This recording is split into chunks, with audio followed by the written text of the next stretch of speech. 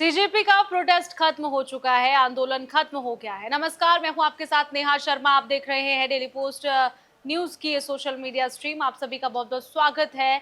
CJP की तरफ से प्रोटेस्ट लगातार किया जा रहा था, लेकिन अब धर्मेंद्र प्रधान का इस्तीफा जब सामने आता है, उसके बाद ये बड़ा सवाल था कि बाकी की जो मांगे हैं वो मानी जाएगी सरकार की तरफ से या फिर नहीं। तो देखिए, थोड़ी देर पहले जेपी नड्डा के साथ एक प्रेस कॉन्फ्रेंस, पहले मीटिंग होती है, उसके बाद प्रेस कॉन्फ्रेंस होती है, जिसमें ये खुलासा हो जाता है। अब जो है प्रोटेस्ट खत्म कर लिया गया है सीजेपी की तरफ से। अब तमाम युवा अपने घर जा सकते हैं। ये बड़ी अपडेट सामने आ रही है। लगातार देखिए, ये प्रोटेस्ट किया जा रहा था। शिक्षा मंत्री धर्मेंद्र प्रधान ने इस्तीफा दे दिया है। नीट पेपर लीक केस को लेकर जो है, यहाँ पर आपको बता दें, कॉकरोच जनता पार्टी पिछले 36 दिन से जंतर मंतर पर धरना दे रही थी। इस्तीफे के बाद जंतर मंतर पर कॉकरोच जनता पार्टी के प्रमुख अभिजीत दीपके ने कहा कि वे कहते थे इस सरकार में इस्तीफे नहीं होते, लेकिन झुकती है दुनिया, झुकाने वाला चाहिए। ये डायलॉग उनकी तरफ से मारा गया है स्टेज से, और एक बार उन्होंने ये भी दिखा दिया, युवाओं का जो जोश था उसकी गूंज कहां कहां तक सुनाई दी, ये हम सब जानते हैं, जग जाहिर है। और अब ये गूंज जो है वो इतनी ऊंची सुनाई दी है कि सरकार ने फैसला मान लिया है, तमाम युवाओं का, युवाओं के भविष्य के साथ खिलवाड़ नहीं होगा।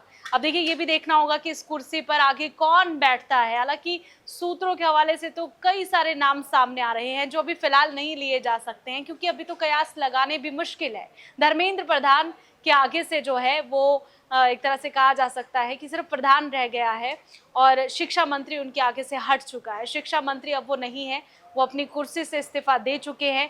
बाकी दो मांगे और थी सीजेपी की तरफ से, तमाम युवाओं की तरफ से।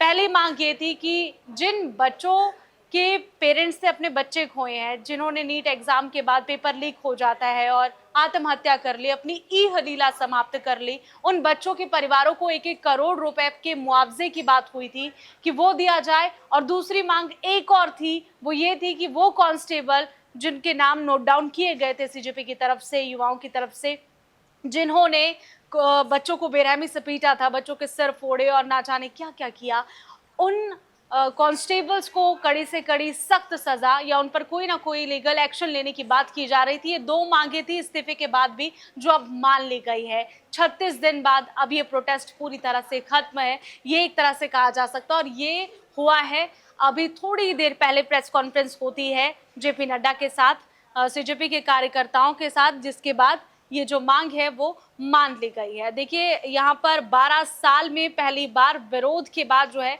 मंत्री ने इस्तीफा दिया है। 2014 में पहली बार मोदी सरकार बनने के बाद 12 साल के कार्यकाल में धर्मेंद्र प्रधान पहले मंत्री है जिन्हें विरोध के चलते इस्तीफा देना पड़ा।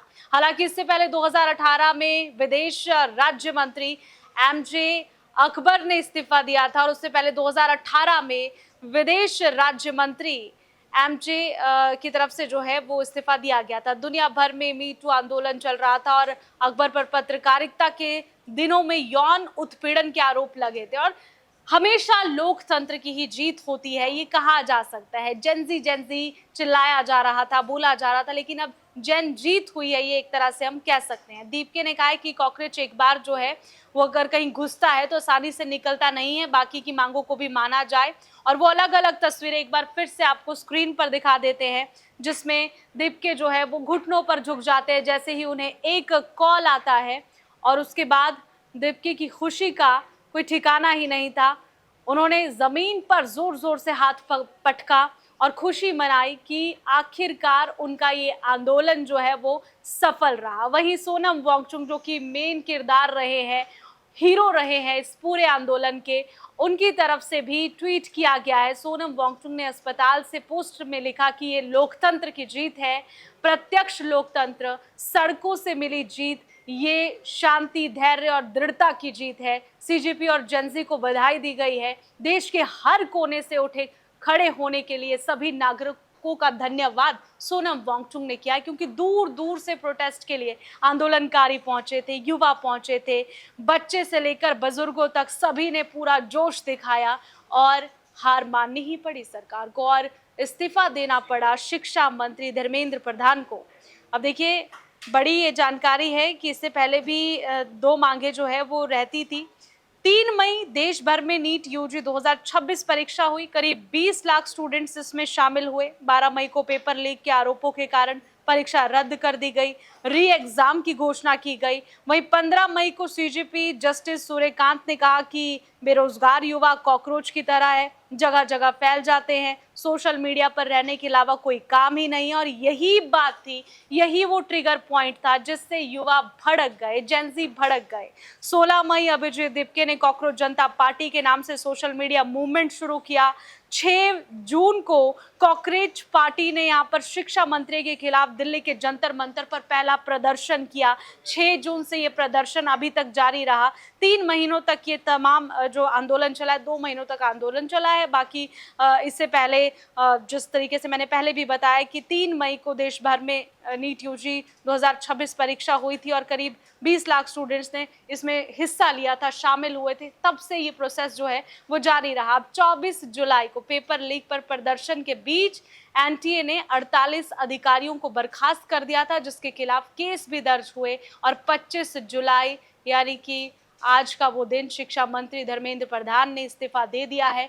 युवाओं के आगे, जेंजी के आगे धर्मेंद्र प्रधान झुक गए हैं और ये आंदोलन यहीं पर खत्म होता है और सफल होता है। और ये आंदोलन याद दिलाएगा इस बात की आने वाले समय में भी अगर कुछ भी ऐसा होता है, किसी को भी अपनी कुर्सी का थोड़ा भी घमंड होता है, तो फिर उस कुर्सी को छोड़ा भी जा सकता है, खींची जा सकती है, वो कुर्सी खिसकाई जा सकती है। लोकतंत्र की जीत हुई है, इस्तीफा दे दिया गया है, तमाम मांगे कॉकरोच जनता पार्टी की, सीजेपी की मान ली गई। अब देखना होगा कि अगला शिक्षा मंत्री इस कुर्सी पर कौन बैठता है, कौन बनता है और आगे क्या कुछ होता है। फिलहाल इतना ही, मुझे दीजिए इजाजत। देखते रहिए डेली पोस्ट न्यूज।